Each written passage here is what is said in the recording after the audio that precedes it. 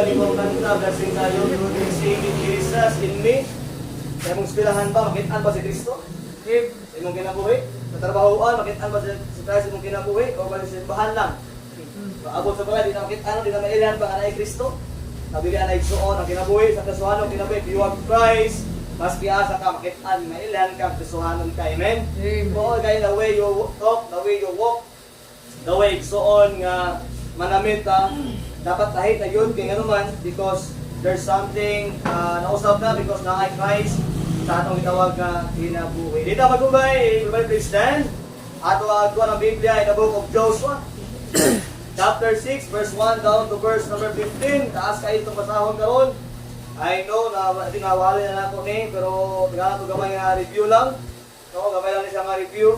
I challenge everybody nga maging alert sa kaning basa Biblia, basa natin responsibly, basa ko verse 1, tapos sa verse 2, so on and so forth. Verse 15, sabay ta og basa tanan. O go, matulakit aniksoon karon nga hapon, the blessing sa kaning mensahe sa pulong sa Ginoo. O punta, makatuon ta. Kung nangaling man ako ni alam ko gibang-ad gagmay, nga makatabang sa tuwa karon nga hapon. Mo ni ang delay sa Ginoo sa tuwa. So iwali karon nga gabi. Let's pray. Let's read verse 1. Kamo sa to, so on and so forth. Verse 15, sabay tanan. Verse 1, now Jericho was straitly shut up because the children of Israel, none went out and none came in. Verse number 2. And the Lord said unto Joshua, See, I have given to thine hand Jericho, and the king thereof, and the mighty men of Israel. So pag ison verse 1 ang Jericho, marag na kulbaan sila because of mga Israel. Verse 3, and you shall compass the city, all ye men of war, and go round about the city once, thou shalt do 6 days. Verse number 4. And 7 priests shall bear before the ark 7 trumpets of rams. 7 days ye shall compass the city 7 times, and the priests shall blow with the trumpets. Verse 5, and it shall come to pass that they went make a long blast with the ram's horn, and when he heard the sound of the trumpet, all the people shall shout in a great shout, and all the city shall fall down flat, and the people shall ascend up every man straight before him. Verse 6. And Joshua the son of Nun called the priests, said unto them, Take out the ark of the covenant, and let the 7 priests bear 7 trumpets of ram's horns before the ark of the Lord.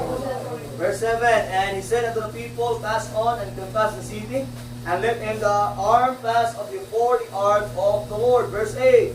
And then pass in Joshua spoken before the people, the 7 priests bearing the 7 trumpets of ram's horns passed on before the Lord, blew the trumpets, and the ark of the covenant of the Lord followed them. Verse 9, and the armed men went before the priests, and blew with the trumpets, and the reward came after the ark, and the priests going on the blowing with the trumpets. Verse 10.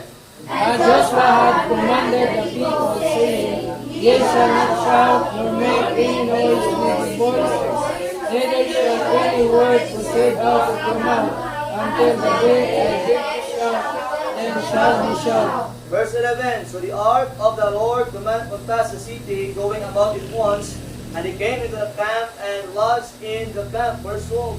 And Joshua rose early in the morning, and the priests took up the ark of the Lord. Verse 13, and 7 priests bearing 7 trumpets of ram's horns before the ark of the Lord went continually, and blew with the trumpets, and the armed men went before them, but a reward came after the ark of the Lord, and the priests going on and blowing with the trumpets. Verse 14. And the second day they compassed the city once, and returned to the camp, so did the 6 days. Verse 15, another restart, begin. And it came to pass on the 7th day that he rose early about the dawning of the day, and passed the city after the same manner 7 times, only on that day he passed the city 7 times. Let us pray. Lord, once again, thank you for your goodness, Lord. Salamat sa imong pulong. Give us victory, O God. Victory nga simuang pamaagi, Lord. Dili among pamaagi.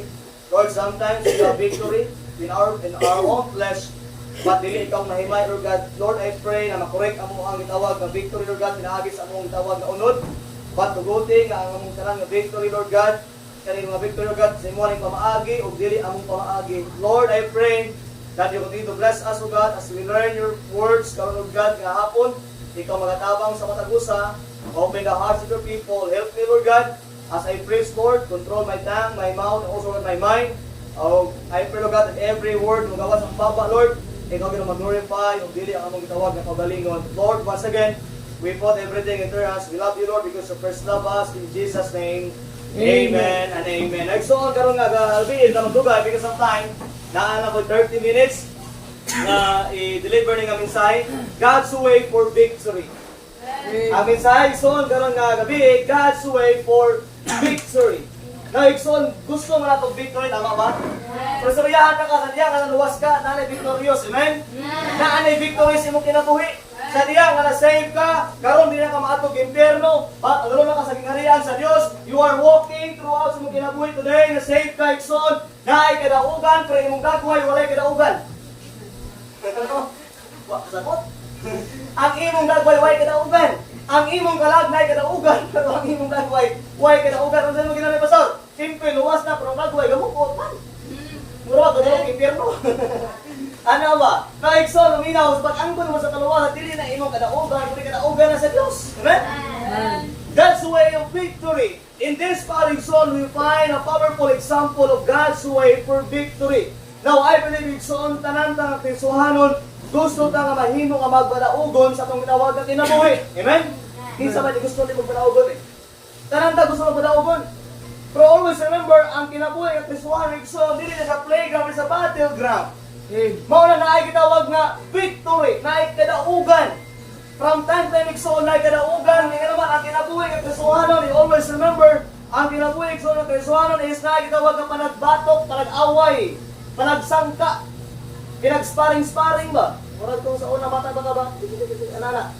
Ingana ang kinabuhi nga Kristohanon, amen? That's why naay gitawag nga victory. Pero pili ko igsoon nga nagkaroon ng victory tungkol sa imong kagalingon, pero dili ka na ang pamaagi sa Dios. Pili may tabo. Kung israda ka igsoon ang pinaka the best na victory ang matabo sa mong kinabuhi, kanang victory nga pamaagi sa Dios. Amen? That's why igsoon karon nga hapon, God's way for victory. Here are 4 key principles we learn from this passage. So, remember, sa kaning istorya, dili na magiging kailangan nato ni agian kanano. Kabalo naman ta ani, sa itabo ani nga ang Ginoo naghuman kang Joshua nga magtuyok sila sa wall of Jericho for 7 times for 6 days. Ika-isa lang, pag second day, kaunang yapon, pag third day, kaunang tuyok mo na. And pagka 7 days, igsoon, na ay tinawag ng saman, kadaugan. Now, sa kaning igsoon nga pa sa Biblia, dili makit-ani mo ang victory nga dili ang tao ang nakahimo og kadaugan. Wala gid tao ani nahimong credit sa kaning nga kadaugan. Kaning nga kadaugan igsoon wala way tao nga nangangkon ba nga gahi agud na moy. Kami ako nagunni, kami ko mga anak sa Dios wala. If you can see igsoon sa kaning nga pa sa Biblia, sa diha nga nay kadaugan sa ilang kinabuhi, wala ato lain nag-take sa credit kundi ang Dios. Amen? Remember, sa kinabuhi nga Kristohanon ayaw kumpiyansa. Kaya usahay, kumain na kay kamukanta, kanang maaya ka sa Biblia, kanang bright na kayo ka, abi ni mo, imuang kadaugan, pero dili na imo, ayan na sa Diyos. Remember of that. Kani nga tayo sa Biblia, dili si Joshua ang himo nga nag-take sa credit, dili si Joshua. But remember, ang Ginoo igsoon ang himo nga credit sa kanang victory. Ano man? Unsa man tabuan ni pastor? Ngano man ang Ginoo man nag-take sa credit sa kanang victory? Number 1. Kaya ngano man? Kung gusto ka igsoon, maangton nimo ang God's way of victory, kanang pamaagi sa Ginoo nga magkaroon ka kanang kadaugan. Number 1, listen to the word of God. Kung gusto ka nga naigitawag ang kadaugan sa imong kinabuhi, nga pamaagi sa Dios, ayaw paminaw sa imong silingan. Amen? Ayaw paminaw sa imong classmate. Ayaw paminaw sa mga tao nga dili man believers, dili man mga saved. O ayaw po paminaw sa mga tao nga sikat. Dili ibig sabihin kasi sikat sila, ilado sila, maayo na mapuno, magawa silang baba. Now, igsoon, maminaw. You need to understand, wala kailangan maminamon sa imong kinabuhi. Kung gusto ka magkaroon victory sa imong gitawag kinabuhi, kapag maagi sa Ginoo, always remember, paminaw sa pulong sa Dios. O ang pulong sa Ginoo, mga aning Biblia. Naadiri ang kamutuuran, naadiri imong giya, naadiri igsoon ang gitawag na instruction. God's instruction is the Word of God. Morning Biblia, Exol. Listen to God's instruction. Amin na, Exol. Nga na may kanaugan si Joshua, kawan ng mga Israel. Kaya hindi naman si Joshua sa Ginoo. Kung ikaw daw, istoryawan sa Ginoo, kamu daw, Joshua, para mapindi ninyo ang Jericho, tuyok-tuyok ka mo niya. Siguro kung ikaw to, kung isang tinuod niya, tinuod niya, ingon, tuyok mo na, yung flat din ang. Kung ikaw ba, kung wala nyo kayo desire, wala nyo kayo gitawag ka kasi ka sa pulong sa Ginoo, makaingon ka ba kung sa nga, paulis nga ginahin mo, wala naman wala malipulos eh. But remember, Joshua lesson, naminaw siya sa pulong sa Dios. O, gino sa Biblia, gibuwat na niya.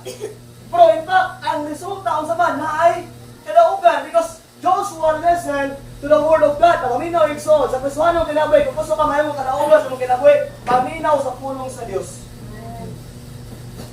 Sa usang mga agi, Pastor, simbahan. Wala, paminaw ka po sa simbahan. Not only in simbahan, but also sa balay. Dili ko ngayon mong mamang wali, ikaw mo tuon sa Biblia. Amen? Ano ka Biblia? Not only to listen Exo, but to study the Word of God. Always remember, nako kayo Exo, ginaw. Kaya yung Biblia mo na instruction ni mo. Mo ni guide. Kung gusto ka Exo na karaugan sa mong kinabuhi, kaya yung Biblia mo na ang imong kinabuhi. Remember Exo, tagaan ang gamay nga example. Kung wala ganun kay pagtagal sa Biblia, dili ka umilaw, dili mo basa ani, posible ka ang imong kinabuhi, mahimo yung problema. Wala di ka naugan. Ibig sabihin, Exoon, ang imong kinabuhi, kung dili ka mukalo sa ekstrato sa Ginoo, kung dili ka umilaw sa pulong sa Ginoo, mahimo ang katawanan. Katong itong niaging Sabado, mahimo ang katawanan. Lamang ito yung instruction ang katong gulaman sa likod, what? Ito ibasa? O, natawa. Ewa ko, di ba? Instruction ang sa'yo, tabo. Nahimo katawanan mo nila, kaya naigatas, natapis, rin nadalara. Sabi na Exo, dati sa good thing sabi mo ba, kung hindi ka mo basa ng instruction, masipyat ka. Walay kadaugan. Dili mahimong victorious imong kinabuhi, tumukalo kasi mong kagalingon. Amen? Remember, always remember, we need to listen the Word of God. That is our guide. That is our instruction. Kung tayo subuha, ginawa ito. Habi kita kung isago ka dito. Hindi po tubig ito, tubig ang giyokay sa, magrigahay ko sa magrigahay. Pabukahalan dito na eh. Nasa likod, klaro kayo dito. Wala, first step. First step, huwag kaldiro. Kaldiro, di ulan to. Maman, kakan mong tubig, pabukalan mong tubig, ibutang mo itong gulaman. Taon-taon, haunon mo, kung buka na, haunon mo, bugahin na. Huwag ka na magbibasa. Ako dito sa Diyos. Sabi na ko, bito sa mugahi. Tapos na si Piyata yun. Huwag na himong kadaugan. Pero nabuhog, yan pagkanan, amen? Ana pa. Tingnan na mo. Importante ka instruction, amen? Kung saan instruction? The Word of God, amen? Always remember that. That's why, always remember, if you want a victory in your life, listen to the Word of God. Paminaw yun. Paminaw yun. Paminaw ta sa tungtungan, ayaw po di patapos bigas tunggan. Usay sa Kristohanon ng magbawalang dili, ta mahimong tarong sa tinabuhay ka, minaw dre, iba na po sa mudre. Kung mahimaw, minaw ka dre, iba na po sa mong kasing-kasing. O kung sila mong kasing-kasing, nitiyo na sa Ginoo kung mawala ang mga butang at dili, yun ang kapaymaya sa Diyos. Remember, to have a God's way for victory, listen to the Word of God. Naigsoon, karong hapon, pangutana, ganahan ka kami sa puro sa Ginoo? Kung dili nag-exon, there's something wrong sa kinabuhi. Once gani ang usa ka Kristohano wa na ganang niyo sa pulong sa Ginoo, ikaw tong lukewarm na Kristohano. Ikaw tong lukewarm na wa ka nag-desire sa pulong sa Dios. Okay, as I said, ang lukewarm na Kristohano delikado. Ano kasi, it's better to be hot or cold than to be a lukewarm. Mas maayo pa nga wala kasimbahan o nakakasimbahan nga nangalaga sa Ginoo kaysa nakakasimbahan pero nakakompromise ka. Nakalis ka sa mga tao sa simbahan. Mas maayo pa nga wala kasimbahan o nakakasimbahan nga nangalaga sa Dios kaysa napabilin ka diya pero may tao na nawa tungod nimo. I'm telling you so, the lukewarm Christians muna hinungdan ganong may mga Kristohano mga namalig sa simbahan. Kaya they were compromising.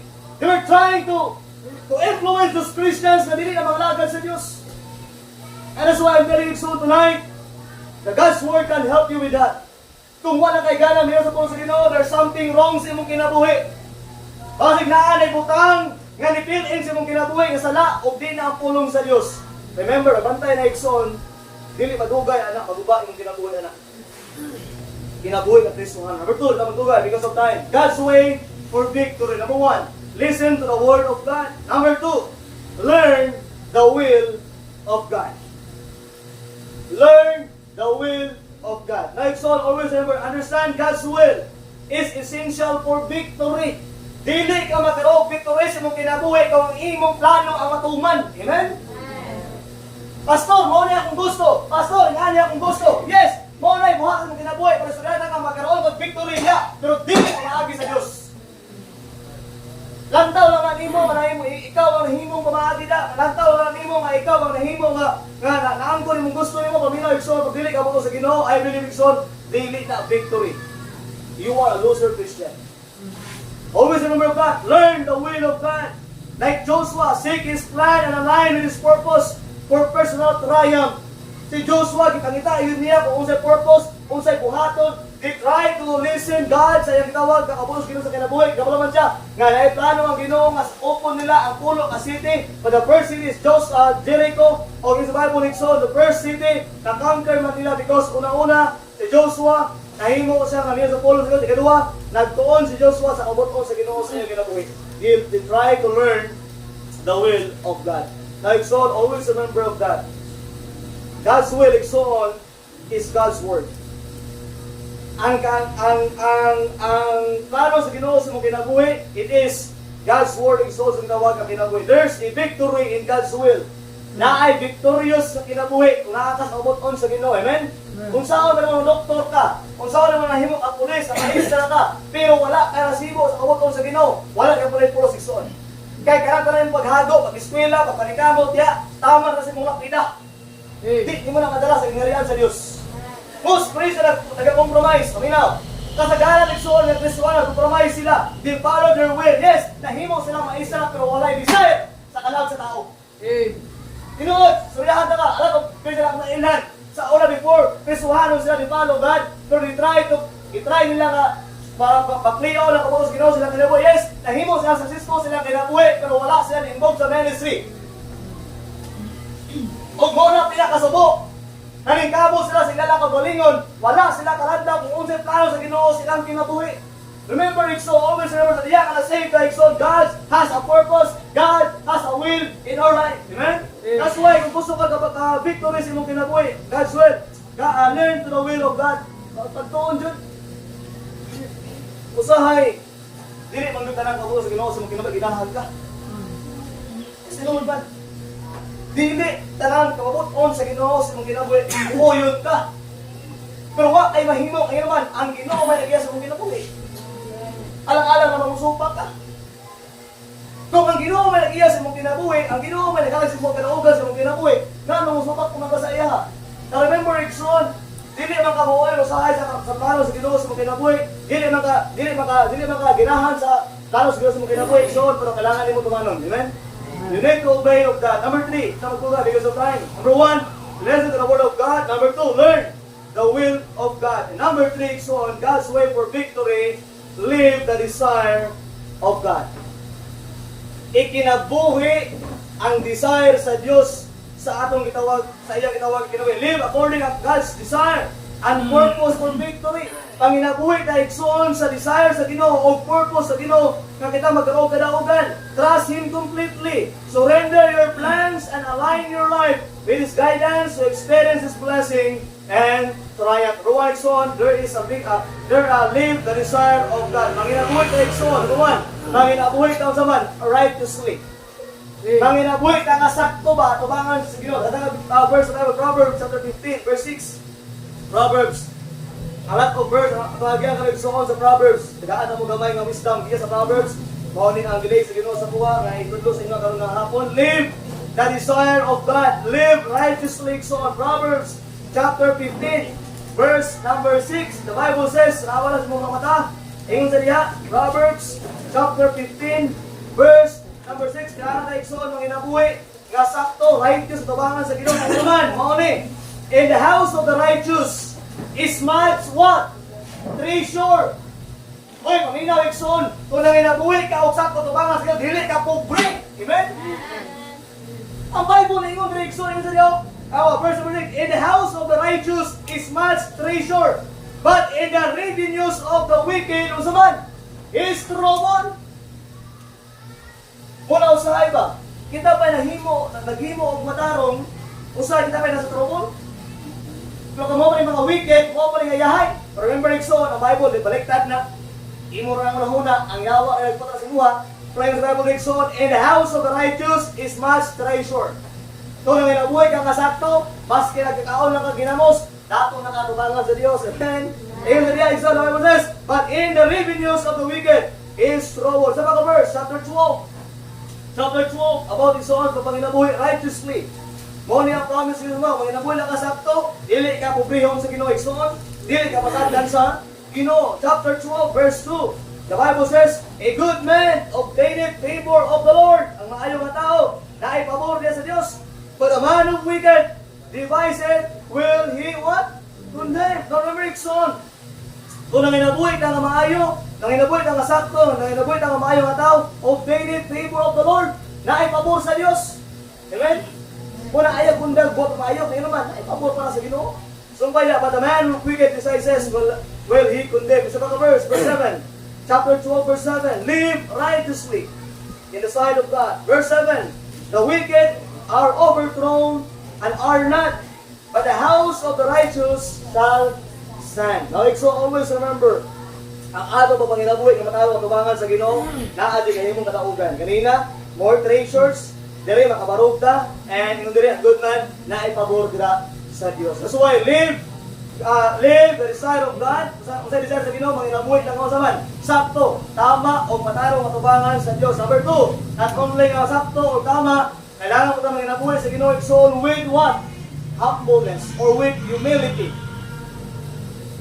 So niaging Wednesday, ako ninagian about pride. Then so on, tanang yun na pride. Hindi ito na matago. Ako, nalagay pride po. Kaya ka sa mga wife, pride. Pero use your pride wisely. Use your pride wisely. Ano man? Matawagin ang Biblia, verse. Chapter number Proverbs 15, verse 25. Live with humbleness. Tingnan naman, sa pride igsoon, there's a dangers in life. Proverbs 15, verse 25. Ako basaw, tanawas ko mga mata. The Bible says, the Lord will destroy the house of what? The proud. Ang Diyos muguba sa panimalay sa mga proud na tao. But He will establish the border of the widow. Kung sa maling widow, katumuray ba na? Tama ba? Humble kayo, paluluyon kayo, para pagkaon ka Elijah, o sama to? Widow mites? Widow ba to? Di ba? O, maayo nga tao, and then the Bible says, ang Ginoo will establish the border of the widow, but the Lord will destroy the house of the proud. Isa pa ka verse, ano ba yan? 16:18. 16:18 about pride. We need to live with humbleness and humility. So itong itawag ang kinabuhi igsoon. Pride goeth before what? Destruction. And an haughty spirit before a fall. Ang igsoon. Ang nagaguba sa imong kinabuhi, dili ang laing tao. Most of the time, ganong maguba ang imong gitawag, gusto anong kinabuhi, ganong maulawan ka, ganong mawala ka sa Dios, dili ka mo sa ubang tao, tungod na sa imuha. Kaya grabe na kay kaka-pride. There's something wrong sa imong kinabuhi nga dili ka gusto manapuan. Now, kaminaw igsoon, I tell you tonight, always remember, pride goeth before destruction. Kung gusto ka dili ma-distract, imong gusto anong kinabuhi, ay na mapapagkakungar po diha. Amen? Wala di maayong makuha sa garbuso ng tao igsoon. Pride goeth before destruction and the haughty spirit before a fall. Remember, pride coming before destruction. So that's why as a believer, as a Christians, we need to be humble, especially sa mga tao nga ahead nimo. Amen. No, dili pwede nga ikaw nga nasa ubos, imong tudlo alang sa taas. Dili pwede ang imong sa teacher, imong mandaran, dili pwede na. O sa Bible, obey that Lord sa man over you. Because He was your son. Dili pwede igsoon nga ang imong gusto mo ay tumangon sa imong leader, dili pwede na. You understand igsoon what this? Pride goeth before destruction. Usahay ang imong kinabuhi, ma-distract na, man, because grabe na kay kagarbuso. Diting nga mas maayo ka kay pastor, diting mas maayo ka tawanan ng igsoon, kung maayo man ka, be humble. Dili, di na mahimong maayo mo kinabuhi kung pride kay ka. Kung maayo kayo ka. You need to understand na all the time, nga nung imong thinking nimo nga mas ang imong gusto ang matuman, kanang ka, because of pride. Kaya kung nga ka gitawag na humbleness, whatever kung unsa magibutang sa taas mo, mo-obey na yun ka. Kung unsay rules na, kung unsay gibagawa sa mo, mo-obey na yun. Irman, na ka gitawag na humility, na ka gitawag na humbleness, pero sa'yo na musukag mo da, because of pride. Kaya you think, na kayo mas maayong idea, no, di na maagsungan. Paabot na ikaw, mabutas mo baw. Paabuta ang time na ikaw ibutang sa babaw pag pagpaminaw igsoon, di po ka mabutang sa babaw kung gabi ka ka-pride. I'm telling you, I don't care kung bright ka. I don't care kung ikaw ang pinaka-special na tao sa ibang kalibutan. I'm telling you, kung pride ka na tao, di ka ibutang sa Ginoo sa taas. You're continuing sa ubos paminti. Ang Ginoo ginatry ka palayo sa mga butang, dapat yung mga ginawa because of pride. Remember, pride goeth before destruction. Kung naamra sa mga gabi, tanggalan na. Dili na may himong blessing, walay kinaugan mong kinabuhi kung mga kinabuhi ka nga garbuso. Especially sa mga butang, magitiya sa Ginoo sa imo. Talented ka, adunahan ka, naakay, mga butang, mag-prepare na Ginoo sa imo. Then use it for the glory of God and not for your glory. Next verse na ito yan, 19:20. Chapter 19, verse 20. Live with humbleness, pride, going before destruction. Chapter 19, verse number 20. The Bible says, kung sa ingon diya, tanawa sa mga mata, ingon diya, hear counsel, and receive instruction, that thou mayest be wise in thy latter end. No, mali akong basa. Okay. 29:23 dahil. 29:23. Chapter 29, verse number 23. Or mali akong nabutang siguro mga verse. Sa tikas nito eh. 29 verse 23. Ready, right? 29:23. Yung Bible niya. A man's pride shall bring him what? Tawa. Di lang ibutang sa Ginoo kung pride ka. Di ka ibutang sa Ginoo sa taas. Kaya ang tao magarpuso, a man's pride shall bring him what? Low. Ibutang ka sa ubos. Kung gusto ka igsoon, ibutang ka sa Ginoo sa taas. Be humble. Pagawas ang imong humility. Yung niya, a man's pride shall bring him low. Sabi nagsoon, kung pride ka, ayaw mag-expect na ikaw pamintitap. Always the word of God. A man's pride shall bring him low, but honor shall uphold the humble in what? Spirit. Honor ha? I-honor ka. Kung nga kay humble spirit, if nga kay humble na kinabuhi, so ang Ginoong honor nito. But honor shall uphold the humble in spirit. Nabili ginipilig sa mag-uban ang humble o pride. Kung pride ka, pride ka. Kung humble ka. Pili-pili ka karon humble ka o ba? Pride na po ka. Pili na. If you want to be humble, then humble. If you want to be pride, then pride. Remember, kung pride ka, di ka muna sa ubos, taas. Pagminti ka na sa ubos. Tingking na lang imo ka na sa taas. Una-huna na lang imo, mas maayo ka nila. May suryada ka ikson, sa kubangan sa Diyos, naa ka sa pinaka-ubos. Kaya naa sa taas, kinsa man, ang mga taong humble. Ang mga tao ikson, nga naitawag humility. The next, live with a godly counsel. Ang inabuhi tayo igsoon nga naitawag ang godly counsel. Importante na igsoon. If you want a victory sa mong tinawag ang kinabuhi, pangayo counsel sa mga godly. Ayaw pangayo counsel mo magkaanak, kaya galing mo mating agent. Mga advice niya. Kaya kasi mag-story kaya na, in-love ko ka ka. Ay, pagkat ako, in-love ko. Hindi na pwede. You need to ask counsel to the godly. Ito yan, Proverbs 15, verse 22. Basa kita, 15-22, Proverbs. A lot of things about the Proverbs. So on, Proverbs 15, verse number 22. Like so on, live the desire of that. Live righteously. Live with humbleness. And last, live with a godly counsel. Kailangan na iksoon. Kailangan nyo ta manginabuhi nga naay tawag nga counsel dira sa Dios. Verse number 22. The Bible says, without counsel, purpose are what? Disappointed. Kana imo plano sa kinabuhi kung walay maayong counsel na, ma-disappoint jud ka na. Suryahan kita ka. Before you do something, so get counsel. Pangayo counsel jud, ingon nila, without counsel, purpose are disappointed. But in the multitude of what? Counselors.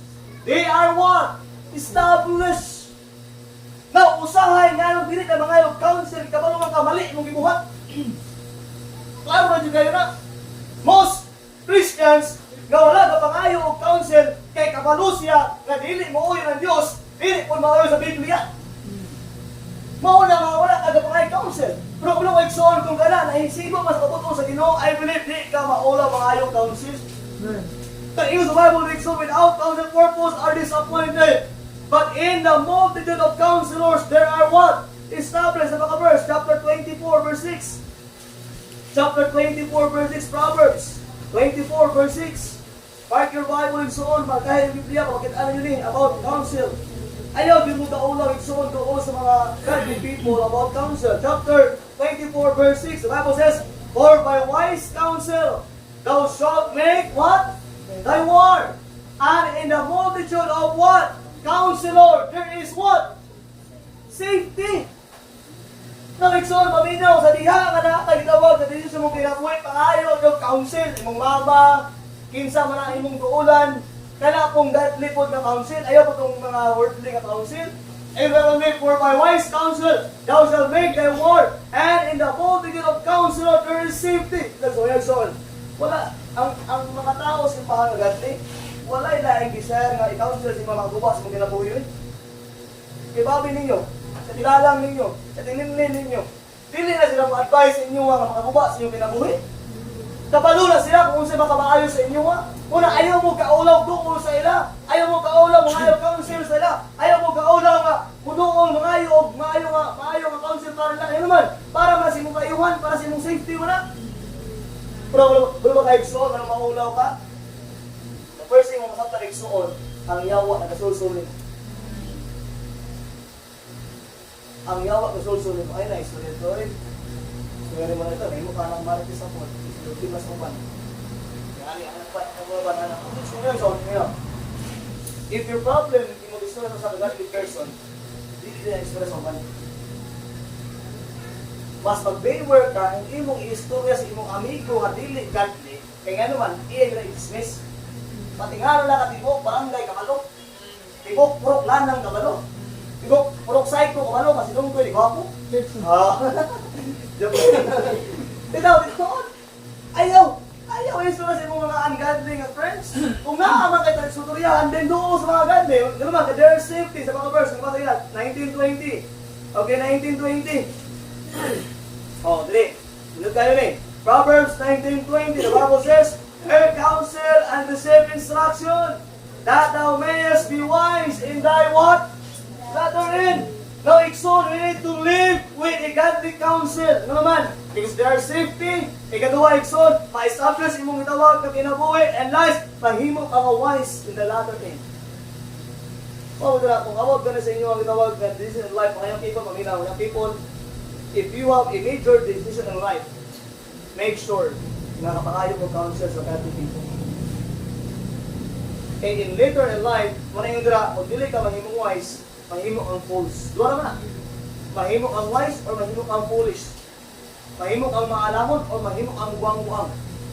Dari, lalo na manikas sila. Kung dari, bisaya sa foolish, buang man, o buang-buang. Kung gusto kahit soon ay kadaugan sa mga gitawag mga decision in life, you need to understand kailangan ka og counsel, godly counsel. Amen? Remember the last points in tugay. Number 1, listen to the word of God. Number 2, learn the will of God. Number 3, live the desire of God. Live righteously. Live with humbleness or humility. Number 3, live with the godly counsel. And the last, number 4, love the ways of God. Igugmaa ang pamaagi sa Diyos sa imong kinabuhi. Kung kaigsoon, kung gusto ka magkaroon og victorious life in your Christian life, igugma ang kabuton or pamaagi sa Ginoo sa imong kinabuhi. Ayaw ikontraha. Kaya kung kontrahon mo na igsoon, wala di kalimpay diya, walay kadaugan. As I said, dili na lang pamaagi sa Dios, dili na lang kabuton sa Ginoo, ginahan ka pero tumana lang kay naman. Naay akong panalangin na in the future sa mga tawag na kinabuhi. I'm telling you, son, God's way for victory. Last, love the ways of God. Yan naman, over yan, Psalms chapter 18, verse 30. O, tinatag so, naman, for the last verse, over yan, Psalms chapter 18, and verse number 30. Mark this verse, o pakatabang yung mga igsoon. God's way for victory. God's way for victory. Psalms 18, verse number 30. Ato masahod sabay tanan, ready start, begin. As for God, His way is perfect.